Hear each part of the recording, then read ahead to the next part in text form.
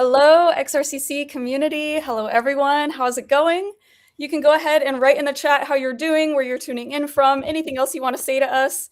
I'm joined here today by Heather, XR developer. Hi, Heather. How's it going? Hello, I'm happy to be here. It's going well. Yeah, we're happy to have you, and we're really excited for this lecture. We know that we're at the end phase of building for XRCC, and probably everyone's a little bit nervous and stressed, and I hope you can just take a moment to relax and really just enjoy what Heather will be presenting today. Perhaps you can use some of these tips for your projects as well. And I do want to say that you have the opportunity to actually submit your project already. So even though we haven't reached the final deadline, you can still submit it and edit it later. So don't stress about that. Just get it in the system now so you don't have to worry later, and you can always modify, perhaps even according to what you're learning here today with Heather. So Heather, before we dive in, could I just ask you a little bit about your background and your experience?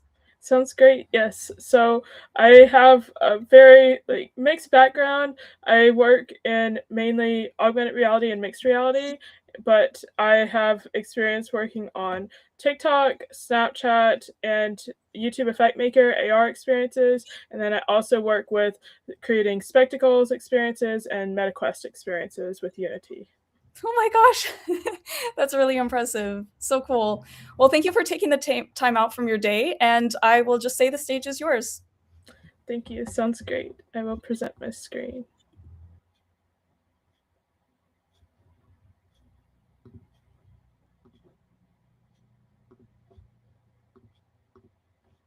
Can you see my screen well?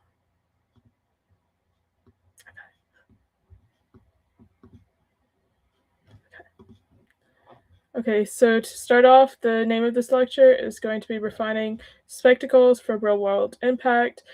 I'll be giving you tips on how to finish polishing off your spectacles experiences and to add, make sure your bugs are fixed and add a bit of polish for making it win XRCC. Okay, so for the agenda for today, we'll be going through initially the foundation of what makes a really good and polished experience, then going off of spectacles, the base hardware forms and factors that you should keep in, basically why it's a bit different from, say, if you are to be using spectacles experiences versus developing for, say, another headset. And then we'll be going off of how to basically polish, like where do you add, what do you add, what should you potentially look for in your experience. And then finally going off to share what your main strategy for the next 48 hours should be.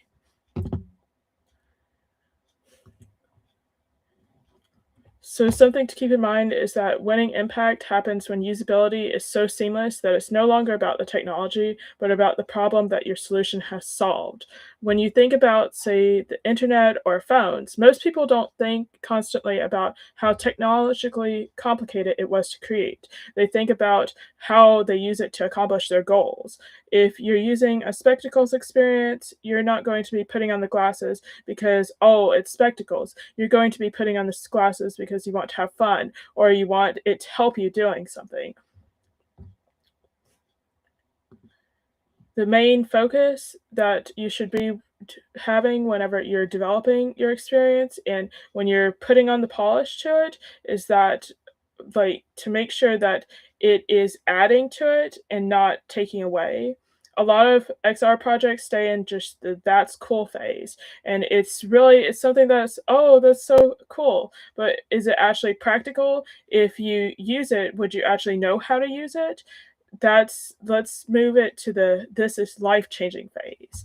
You should have someone that can be able to tell what they're supposed to do and want to be able to use it by just opening the experience. So just as a core foundation, you can try, say, not again test is what I like to call it, which is basically if you're annoyed by a bug or lagging during your development of the experience, if you're testing it for final pieces and you're like, oh, this is bothersome, then most likely it's also going to feel like that to a judge or any type of user who's using it. So it's very important to try to evaluate what the cause of that is and if you can kind of reduce it or if you can adjust it to where you don't have it as much. Say, for example, if something sometimes will pop up in front of your face and it's like, oh, that's a bit annoying, you have to constantly close it, then maybe that's a sign that maybe you should explore other ways to not have that pop-up constantly popping up every single time that you try to open something or touch something. Something else to keep note of is that performance is basically accessibility. If your experience is slow, it gives users time to think about exiting. It also gives judges time to think about exiting or like how much time do you have to explore this experience.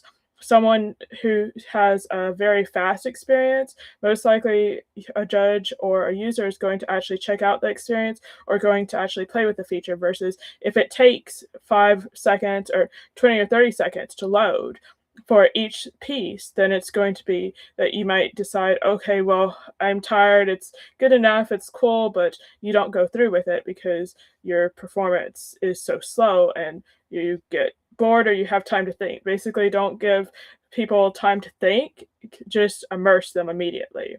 And basically ensure your experience is functional with bug testing. Make sure to have backups of your project and have multi-user tests because say maybe it may work a bit different depending on if you're testing something with like Android or iOS. And even though say spectacles is just the glasses themselves, maybe if you're using a controller, maybe you should try testing on different devices or basically try testing with different people, try seeing what you see and then what other people see. Because you may see a bug and then someone else might see a totally different bug. And you might be able to put those perspectives together to make something that actually works and actually makes it to where it is fully, not just fully functional, but fully experience that's very, um, experience that's very like easy to use for the user and very attractive.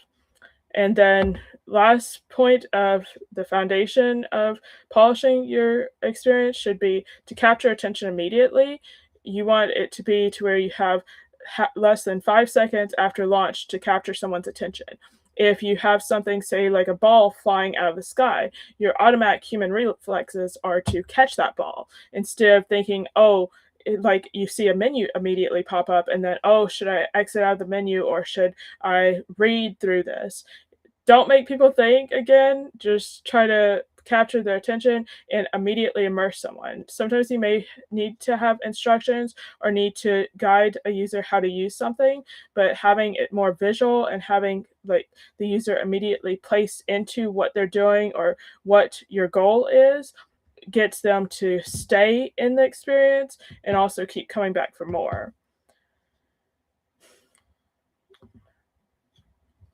For a quick overview of something to keep in mind when you're developing for like the spectacles form and not just developing but also adding polish to it is that basically spectacles are a bit different than other types of headsets. Unlike say a VR headset, there's no head strap. So if you're building some type of experience that is like a GPS spectacles experience and it's helping them navigate across a place, a city, then you might want to put some type of visual cues that kind of does arrows to show them to walk towards this room or walk towards this place. But something to keep in mind is that you don't want to potentially do visual cues that are right under the user because if they move their head down, their spectacles, glasses may fall off. So ideally, you'd want to ensure to keep the cues and visuals a bit farther away from them. So basically, you keep in mind that the glasses are built a bit differently and the head positions that a user may move. Also, something to keep in mind is that the field of view on spectacles is smaller than, say, headsets that have pass-through. So you have kind of a bit more of a square that you have to keep your experience in. It's both good and bad because the field of view, even though it's smaller, it's much clearer than, say, like a MetaQuest type of headset, which means, say, for doing overlays on objects and basically visually seeing while you're using stuff, you can add a lot more things, say, if you want to color the world or if you want to add different pieces. It makes the view a lot easier to see, but it also is something to keep in mind that you can't have the user constantly like to where they can see something out of the corner of their eye. It's going to be only that specific like middle of their face that they can see. Something also to keep in mind is that we don't use controllers with spectacles, so it's rather hand tracking. And say when you're focusing on polishing your experience, maybe you have a type of feature that requires the users to keep punching their hands in the air or moving their arms or something to grab. It's good, but you also want to make sure that you're not trying to have the user keep their arm up in the air for, say, 2 or 3 minutes straight and giving them physical discomfort or physical pain. And then something else to keep in mind is also, say, for accessibility type of things, say if a user may not be able to use their arm, or say also if a user may be left-handed or right-handed, giving users different options because you're not using controllers, but rather you're using just your visual hands. It's really good to help make it more accessible and then also make it more to where it's more users will end up using it. And basically, to start polishing a blender, you might be wondering, where do you start? Initially, you can start by focusing on improving visual quality, the ease of use, and accessibility of your overall experience.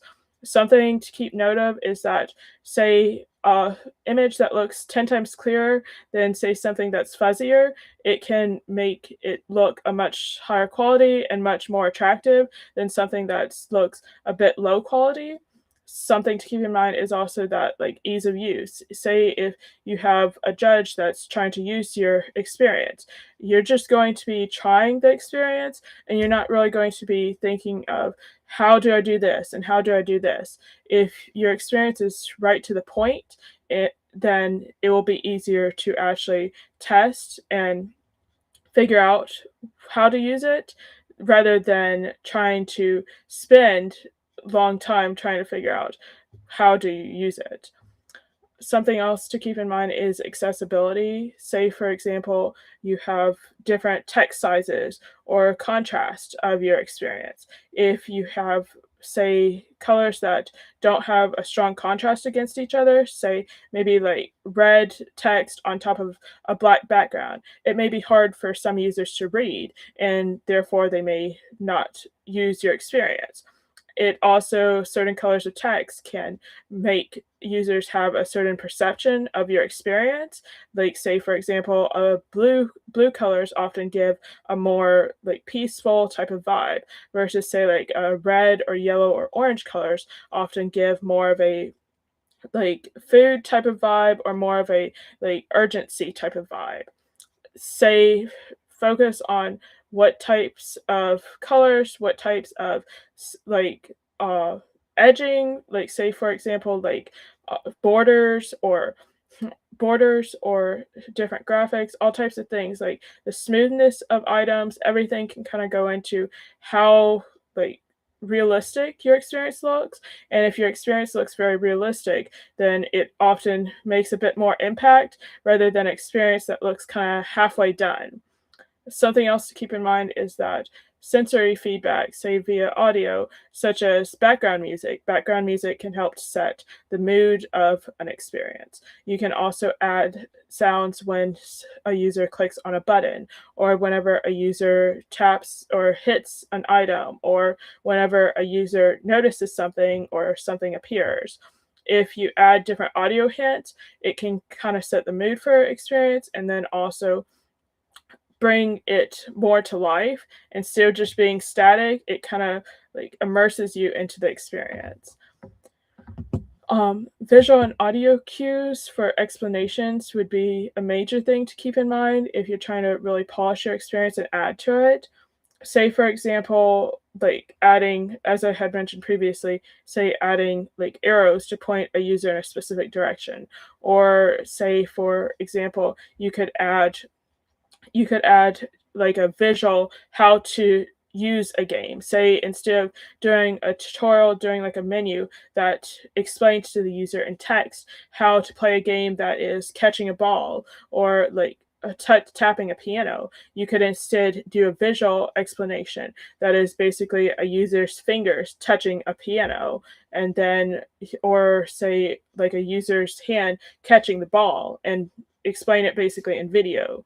And this basically helps for users that maybe maybe can't read as well, or maybe like, for example, like text can be very small or hard to read, and specifically the spectacles experiences or just any XR experiences, and really general text can be difficult to read at times, and depending on the size and colors and all of that, if you do more visuals, more guide the user through video and audio, then it can often be a bit more inclusive and often get a user's attention a lot easier. And then just inclusive design, really like focus on colors, shapes, sizes of text to the background colors. Say if you have, for example, flashing in your experience, then to keep an eye out for, make sure to have warnings on pieces of your experience that has flashing. Or, for example, if, like as I mentioned, having certain things to where you don't use your arms, or you have options for different arms that you use. Kind of keep in mind who the user that you're developing for and why you're developing your experience for them. And then next would be basically, really when polishing any type of polish to your filter, focus on using what I like to call a why filter. It is basically saying, why are you adding something? For every polish choice that you make, ask, why am I doing this? Does it support our use case, or is it just a side quest? It's basically, make a simple question to yourself every single time that you try to add something. Don't let scope creep come up. For example, a way to say why would be basically, if you're adding a particle effect, why, if your why is to make it look cool, then you might want to cut it, because what's the point behind making it look cool? Does it serve your user? Say if you added a particle effect and your why is because you want to show the user where an interaction happened, then you could keep it because it actually shows the user where interaction happened. It actually has a purpose in being there.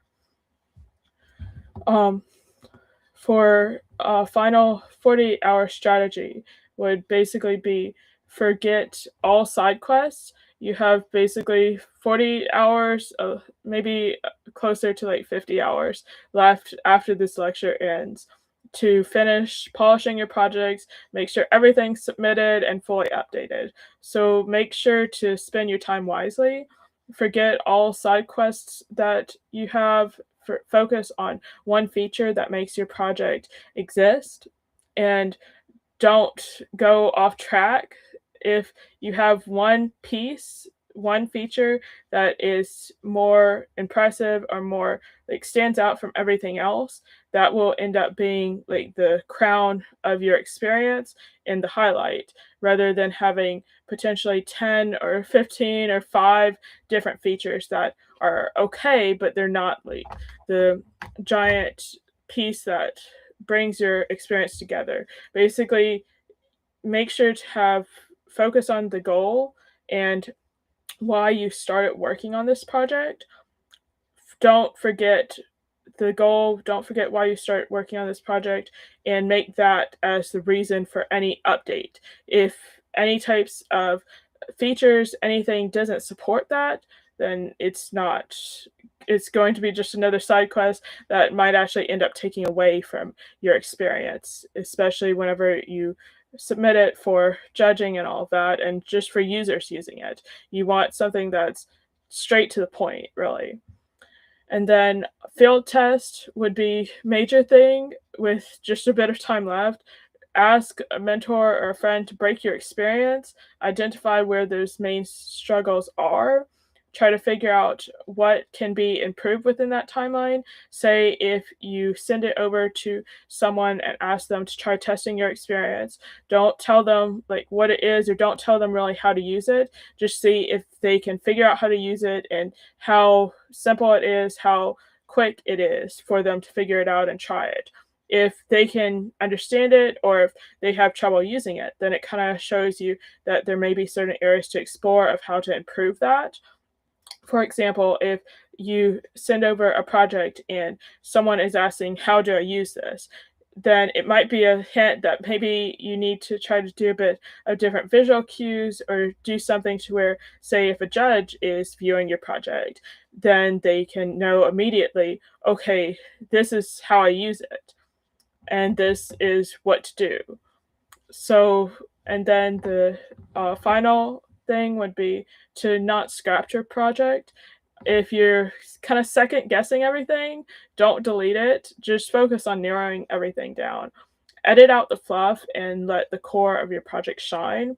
One high quality feature is going to really elevate it. You don't want to kind of like destroy other pieces of your project that you've already done if it's adding to it, but make sure that everything that you have in your project is adding to the main reason and the main purpose and use case of your experience.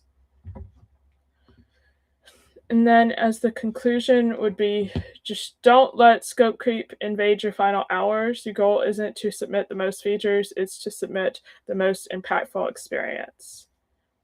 And then finally would be questions. Does anyone have questions? Q&A. I think it might be a bit earlier, quicker than I planned. I'm not sure if I went through it too fast. Thank you so much, Heather. No, you didn't go through it too fast. Everything was perfect. Thank you so much for giving this live lecture. I think you gave a lot of really great tips. I think not only for just general projects and building something that really makes sense, but especially for this particular timing. Really creating that last polish. Having the final push. We do only have a couple days left, so I really, really appreciate you sharing that. Yes, we will go ahead and dive into the Q&A section. Before we do that, I do want to announce and highlight that today, actually just in a moment after this lecture at 4 p.m. CET, we have a session available. We call it the Open Office Hour. So if you got some inspiration from Heather and you're thinking, I want to implement some changes, maybe, tweak my colors or, remove some features to get down to the core or whatever it may be, but you're a little nervous about, okay, how should I submit properly and then also make the changes, or you're having some problems with the portal or whatever else, you can come to this open office hour and just ask us anything. So again, that's happening today, shortly after this session. Tomorrow we also have a roasting by Dinesh. So if you have some changes in mind that perhaps Heather or some of the other lecturers inspired you to make, you can actually bring that to Dinesh at the call and get actual feedback on it. So that's a great chance to have a pair of eyes before you actually make the final submission. And lastly, Thursday, the final day, 2 p.m. CET, we have our very last open office hour, just in case you have last minute questions. So there's all these things happening.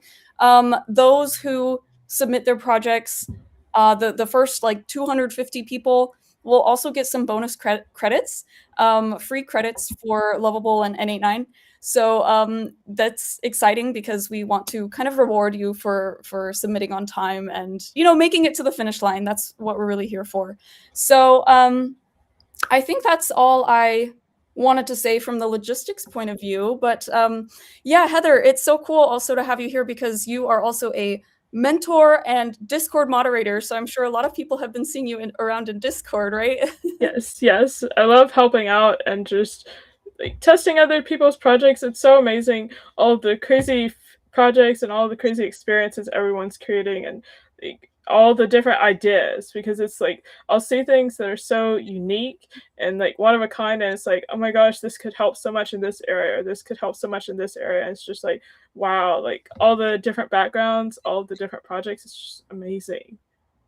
I totally agree. Great job, everyone. It's so nice to see you innovate and just try new things. And also, I really like that you have experiences across different technologies and devices and platforms. So I think that's really useful for people to take some things away for even if you're building on the Meta track or Pico. But specifically, Spectacles was also really nice to hear. And this is the first time that we've had Spectacles as well as Pico for XRCC. So that's really exciting. So yes, why don't we go ahead and dive in? Let me just put on our little Q&A banner here. Also, think I think that might have been missing from my slides. I just realized I had a few resources on for ones that are developing on the Spectacles track. It was mainly for like the Snap Lens Studio documentation, and then also for the Snap subreddit, the Snap Spectacles subreddit. So just that is a something good to point. keep out. Yes, thank you. Thank you for mentioning that. Actually, we can just stick stuff in Discord after this lecture, and people can access whatever other links you have. But that's a good point with the Reddit, because the Spectacles Reddit is a great place to ask like technical questions and stuff like that. So thank you for mentioning that. Okay, let's go ahead and dive in. So great tips in general, but also for spectacles. You mentioned accessibility, how hand tracking can be challenging if someone can't use their arm holding a baby. I don't know. What options exist instead? Honestly, instead, I'd suggest trying to, I guess it basically depends on what type of experience you're creating. For example, you might be able to try seeing if you could use like the user's head tracking or potentially use their audio. Say, for example, in spectacles experiences, often hand tracking is used for clicking on things or like maneuvering through an experience. Say, for example, I guess I think of initially, say, like a navigation experience, or maybe a game where a user's walking through a type of like a room that's like covered in, say, like a jungle or something it's transformed into. Say, for example, maybe instead of having the user use their arm to click on menus and stuff, you could potentially have the user just be able to talk through audio, say, exit out of this, or say, basically, could we move this in the air?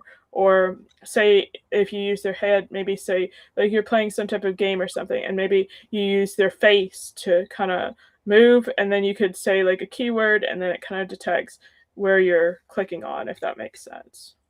By like audio, say like you could use a mix. It's kind of tricky because like say like I'd say you could do foot tracking, and I haven't cracked foot tracking in spectacles yet. I'm sure you could probably do that, but it might be very performance intensive. But and then also kind of difficult trying to lean your spectacles down with it being glasses. But yeah, I think that would be mainly safe for like trying to, and then not just like maybe you can still use your arm tracking, but maybe be able to have like abilities to use either arm or let someone choose. Like some experiences will give the option of say like left-handed or right-handed mode, and you could add a feature such as that, or maybe even add just to where you don't have the user keep their arm in the air too long. Say maybe you give them breaks in between time or ability to pause, say for example like a game or something. Cool. Wow, many different possibilities to play around with. That's super cool. Thank you. Next one. Aw, side quests are fun, lol, but makes sense. How can I best find my core feature and narrow down the experience to the main thing for submission? I'd say honestly for narrowing down your core feature, go back to what is the reason that you decided to build this experience. What is the use case for it? Like, say, is it to help people with a certain type of medical condition? Or is it to help people with their workflow when they're busy working at their desk all day? Or is it for a user to have fun playing a game and forget about like life, just have fun, just get immersed in the experience? kind of focus on what the point of your experience is, and then kind of go to what's like if you took out a feature out of like all your features, what would be the most crucial feature? If you took it out, then your experience just wouldn't be the experience. Say for example, say like some type of experience that maybe uses machine learning to detect objects around you. Say if you took out maybe you could have to where you could save the different objects. Say maybe like app to where it maybe translates objects around you.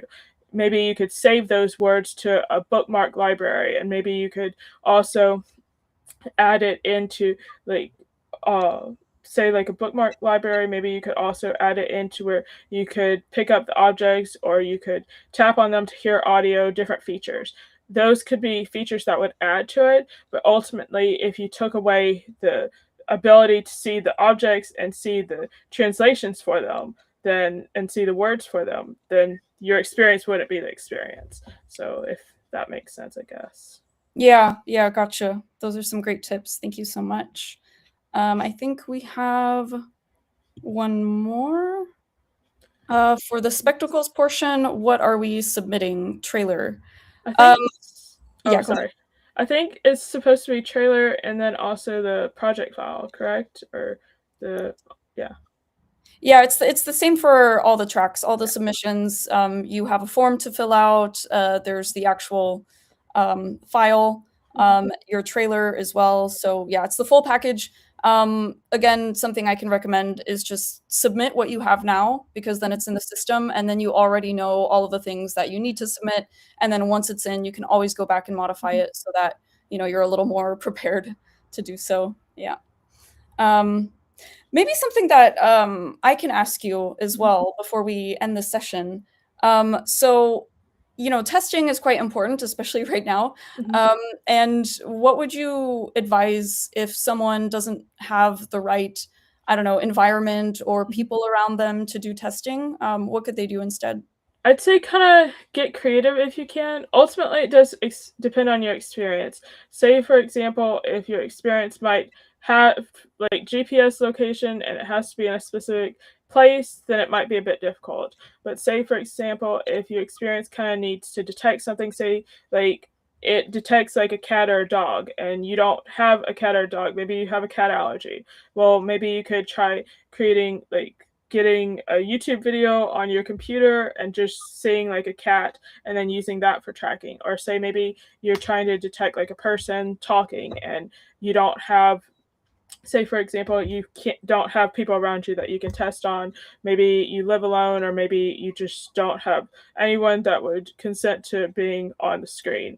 Maybe you could go look at someone on the TV or look at your computer and kind of use that to help you. Or maybe if you're trying to say test like, I don't know, different types of experiences, maybe you can kind of simulate it by adding in like a 3D model, make it to where it's like, because the difficult part about uh, extent reality is that some things you may be building, say like if it's something that's more for like medical, or say something that's more for like some type of industrial type of use, and that can be kind of difficult to simulate depending on what you're trying to simulate.